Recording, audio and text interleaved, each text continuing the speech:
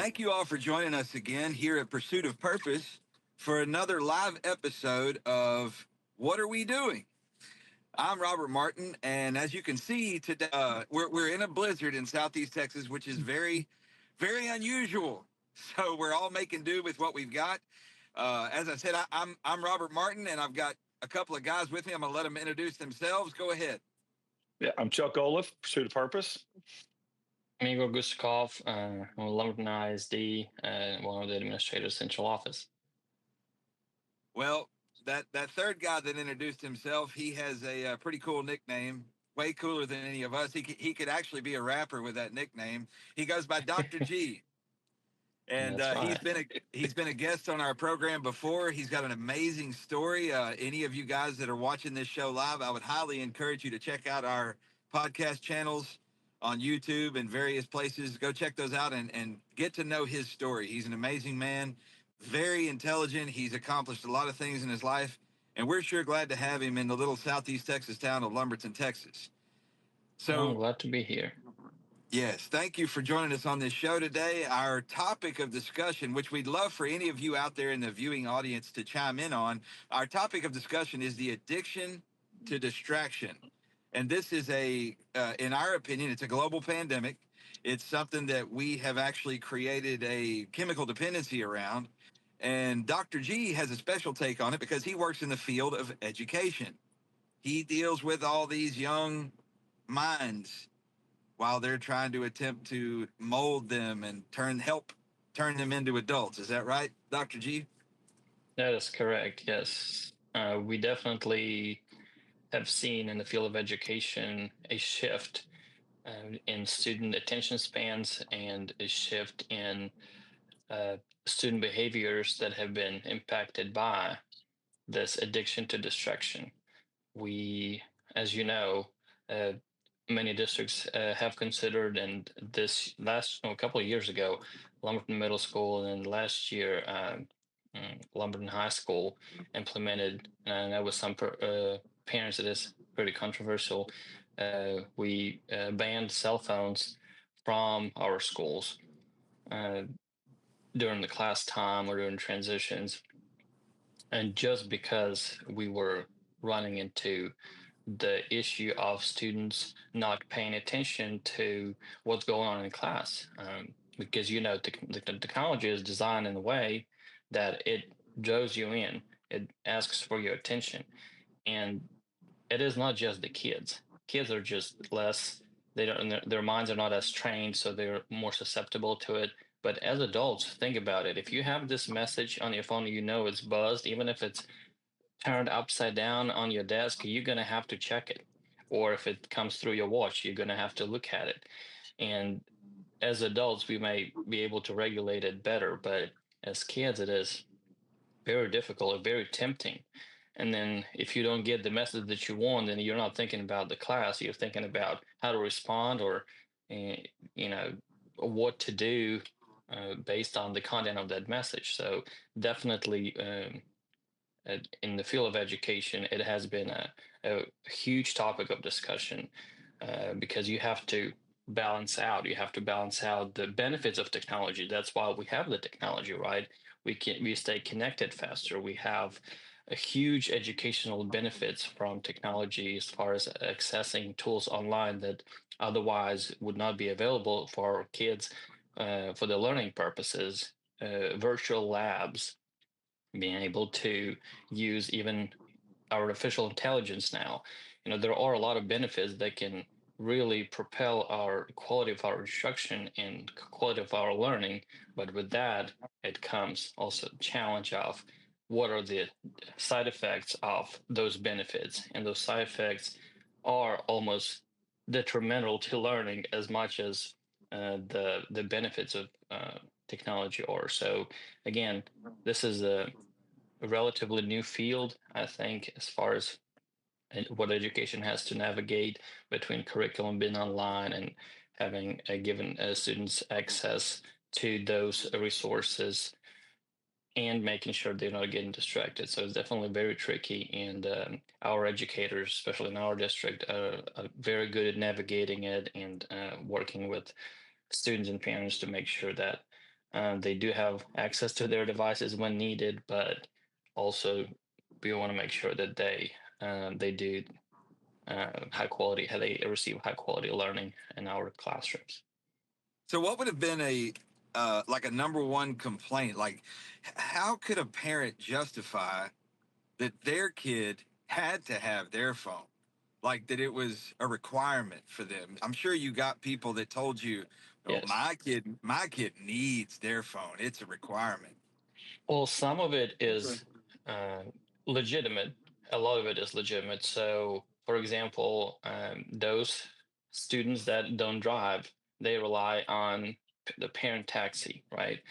And to be able to text the parent and say, "Hey, I'm going to a tutorial after school, so come 15 minutes later, or meet me by this door in this part of the parking lot." So the communication purpose. Plus, a lot of parents state a safety purpose. So if something were to happen, they could be able to contact the outside world and say, um, where they are, or give an update on the status. Although it has also a negative um, mm, side of it, side effect, because schools have very rigorous and detailed safety plans. So parents should never worry about their kids and where they are and what's going to happen. We have a plan, and something were to happen, the kids will be saved, because we save we what we say is um, education is our goal, but safety is our main priority. Um, and that's what we go by. But again, so those are the biggest reasons for parents to advocate for their kids to have um, the cell phones, and that's fine. We are fine with it. But during the class time or during transitions, um, we ask the students not to not to use them, because it is a distraction, and it has caused some discipline issues, and um, you know so a variety of things. I don't want to get into the details of Right. some of the issues Right. that the cell phones can cause, especially at a secondary campus.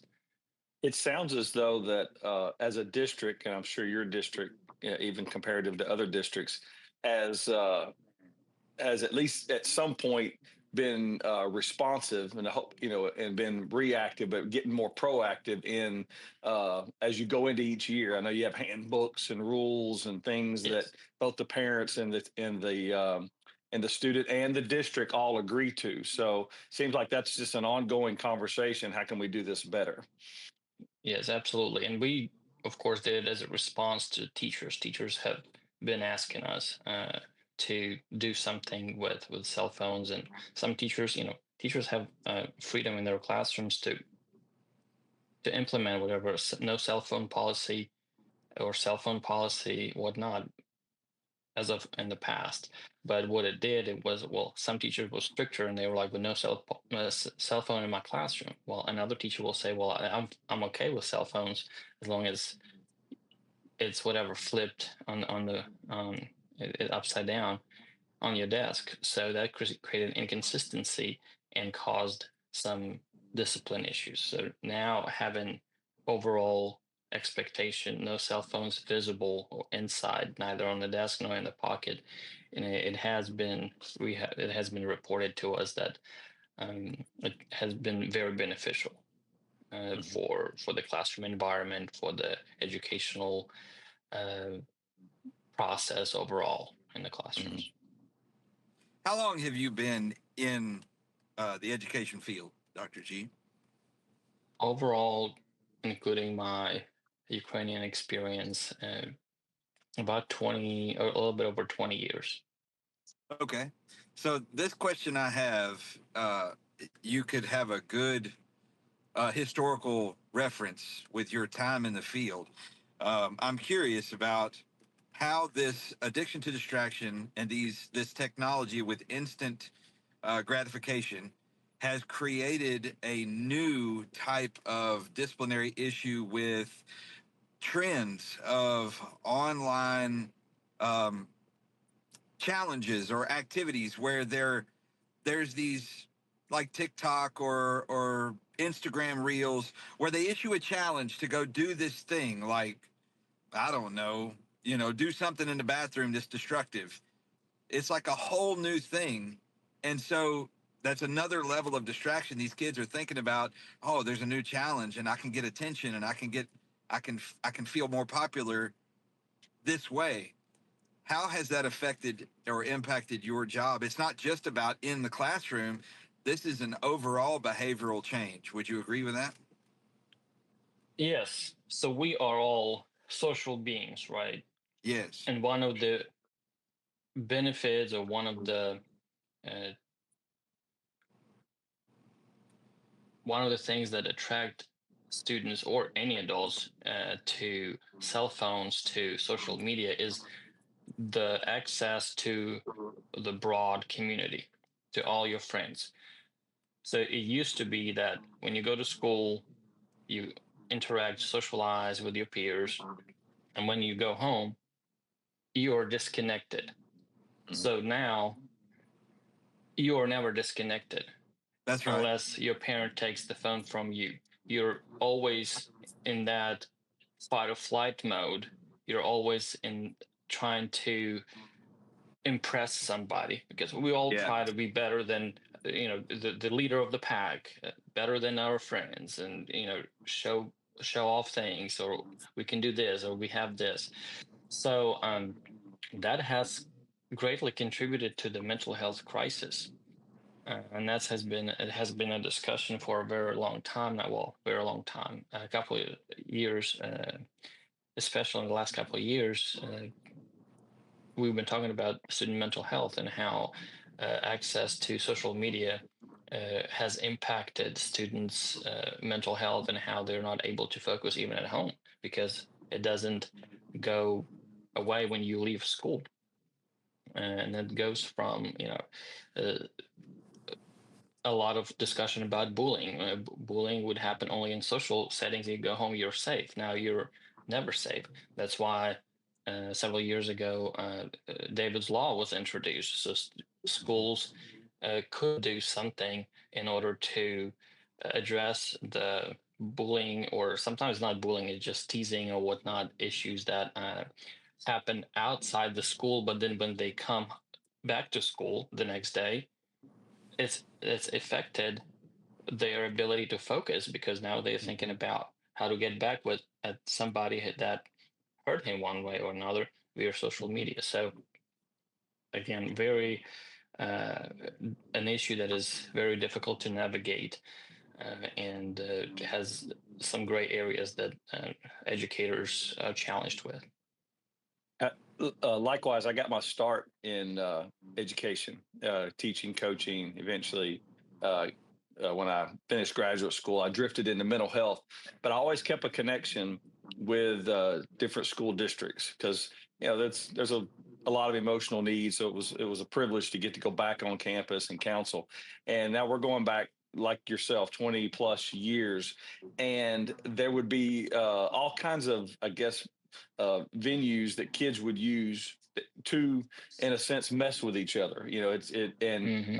And of course, when technology came along, it really just gave them a whole new territory to have these social distractions, many of which are destructive, especially. And so I got asked. We were in this little kind of a conference one time. There was folks like yourself, administrator type folks, and they asked me. They said, "Chuck, why do you think that's happening?" And I said, "It's ego driven."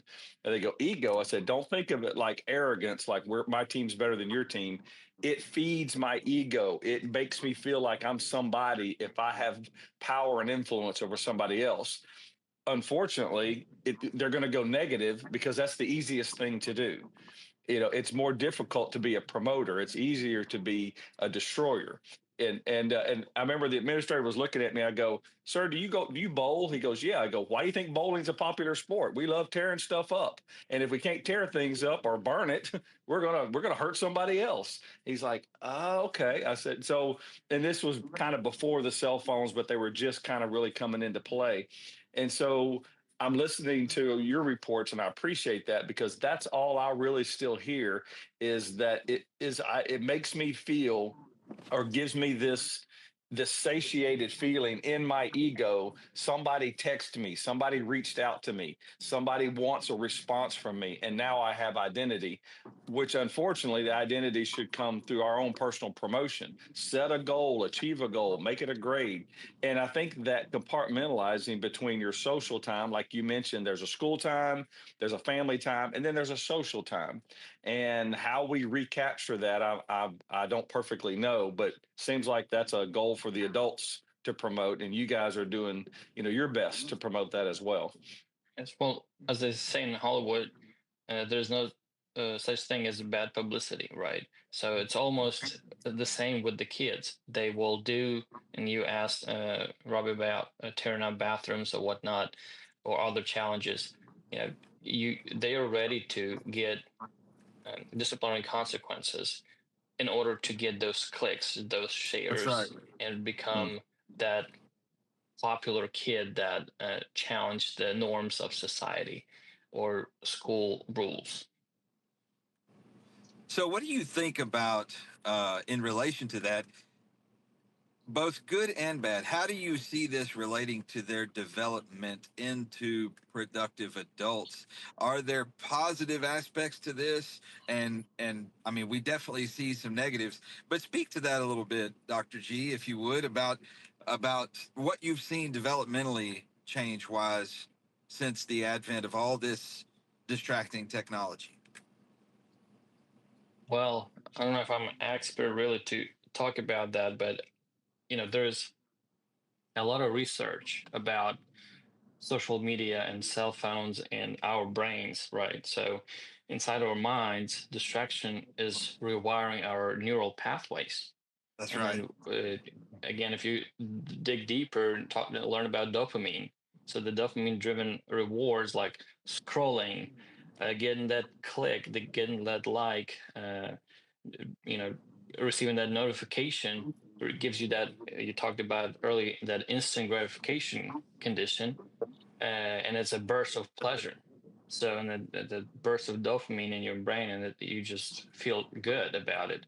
But that requires a lot of mental strain, and physiologically it impacts you, and this triggers stress responses in the body. The fight or flight system remain activated all the time, goes back to mental health, uh, and it just creates that chronic state of low grade anxiety that some people just cannot really deal with, and especially with young people, young adults, children, it is more impactful in a negative way. Yeah, So an that analogy I would just then, thought of. I'm sorry, Rob, go ahead. no, go ahead. Go ahead. I said an analogy I just thought of as you were mentioning that is, it would be like if any one of the three of us just took off running, and we just ran at like as almost like as hard and fast as we could, until we just ran into some state of physical exhaustion. We just collapsed. And so it's almost like mentally that's what these kids are doing. They're staying on this mental sprint all day long. Yep. They're distractive addictions, and by the time they reach some end, some in the course of the day, they're spent, they're exhausted, and so all that's left is this state of despair, which is where your anxiety and your depression and then reactions to those feelings start coming in. That's kind of the analogy I thought of. I don't know if that fits Yeah, y'all's philosophy. absolutely. That's a good analogy for sure. And it would seem like, because we're exposing our kids to this stuff at such an early age, we're we're putting them in this state of cycle so early. So then all they know is this cycle of cortisol, dopamine, you know, anxiety, all that, like they just, that's all they know. And Well, I Dr. was G, talking to, and go ahead. no, I was going to say, I know you've got young ones just like, we do, Right. and we're guilty. Well, we We, have we, to deal with the young ones. We have to deal with uh, this on a daily basis. We have to limit their iPad time, and today is that wonderful snowy weather. We went and played outside. uh, for about 30 minutes, and they got cold. And the first thing they did, got on their iPad. So we had to set timers, and we have to, you have to be the bad parent, and that limits that time. And it's always a fight. Um, but again, I know that it's worth it. But also, what it does is talk about short attention spans, and uh, it's almost like a microwave society. We expect instant payback, instant reward. I talked to a parent who's also a school administrator a couple of days ago, and she was talking about how she has secondary kids in school, and their stamina for achieving goals, for working for something is very low. And then just an Mm. example, they look at a star athlete and they say, "Hey, they're just talented."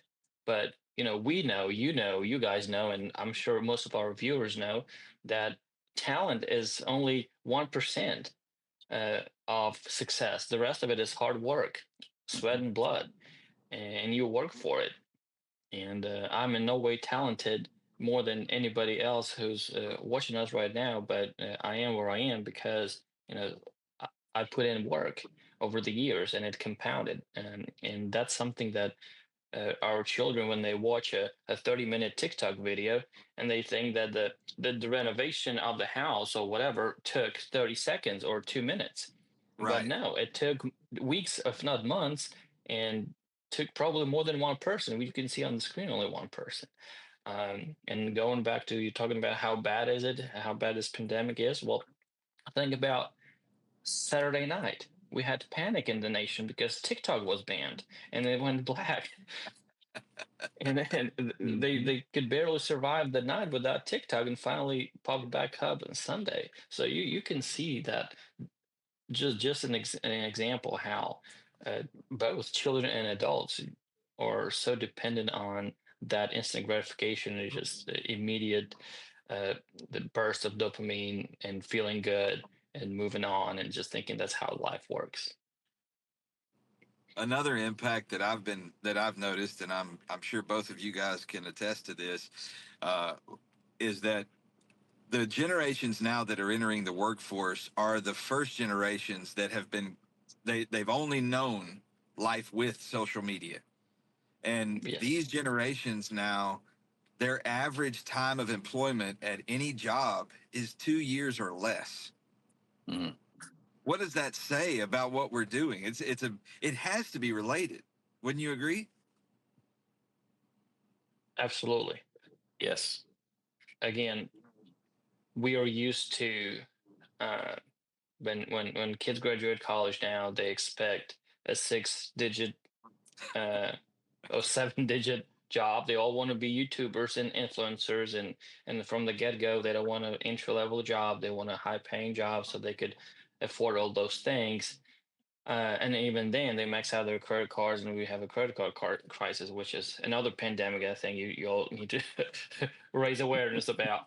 Yeah. Um, but yeah, and so when they don't get that big promotion, that big paying job from the get go, they just hop on the next thing and look for the grass where it's greener, and it's never greener somewhere else because will also require hard work, and Mhm. unless you realize it soon enough to grind it out and to work hard and not necessarily expect the payback the next day, then you'll be good. So it's just a matter of again, we as those who understand it, especially in the field of education, it's our job to make sure that that is something that our kids learn, you know, in between the lines of the required curriculum. We need to teach them grit and teach them that success doesn't happen overnight, and it's Mhm. mostly hard work that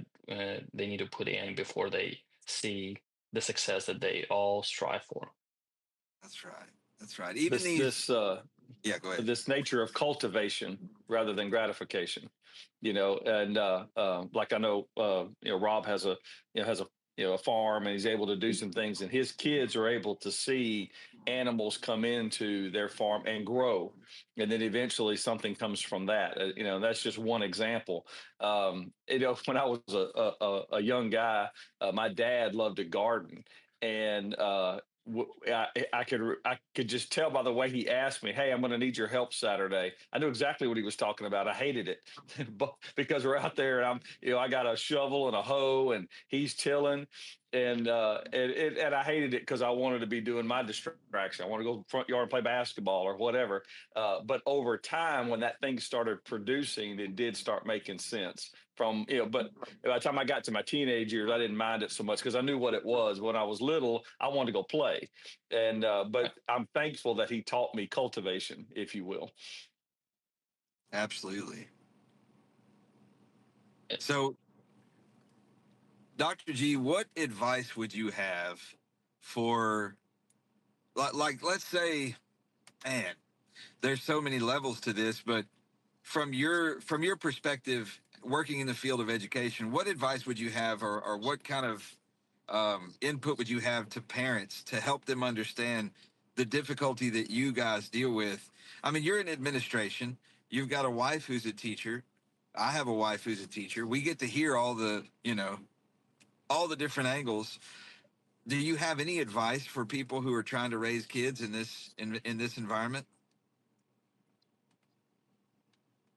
Well, maybe our viewers have good advice that they can share with us. And I definitely am still learning how to navigate this. As an administrator, um, I know administrators and teachers are very grateful when parents are understanding and are supportive of, okay, if you're gonna get it, well, first of all, as a parent, you don't text the child in the middle of the day or during class because believe it or not, it happens. Again, it gets the kid in trouble because, well, that's my mom texting. It must be important, right? So administrators really appreciate parental support because we are in this together. And I know it is easy as a parent. I have used technology to babysit. After a hard day, it is very easy to give that iPad, that headphones, and just sit back and relax. But at the same time, I know it's not what's best for my 3-year-old and 6-year-old. So we try to put in work as parents as well to uh, entertain our kids. And again, our job is not entertain them.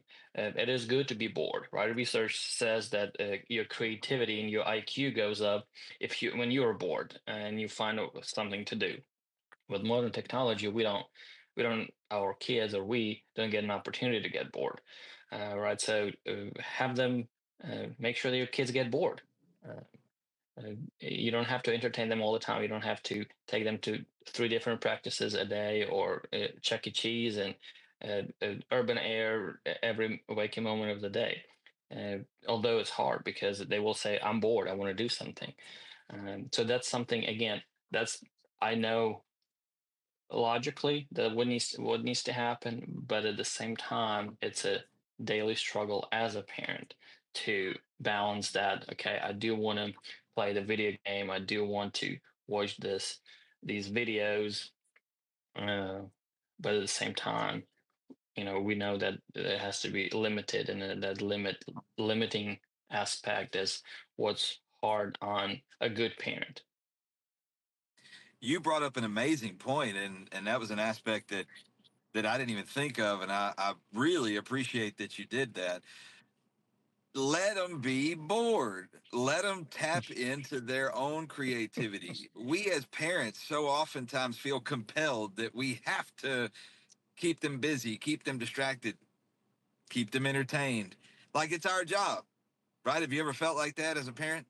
So what you Yes. said is very profound. Like, let them be bored. Let them learn how to educate themselves, how to entertain themselves, how to create something for themselves by themselves. That's Mhm.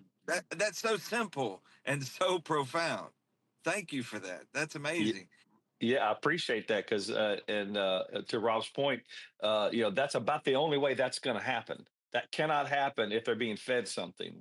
To come from the inside out, it has to start with boredom. I never thought about that, but you can definitely No. bet Rob and I are going to be talking about that on other shows. Thank you, Dr. G. That is brilliant. Yes, and when we think about it, those of us from our generations, the as they call us, the Gen Xers, and before that even, we got a lot of boredom when we were growing up. That's why we're sitting here talking like we are, right?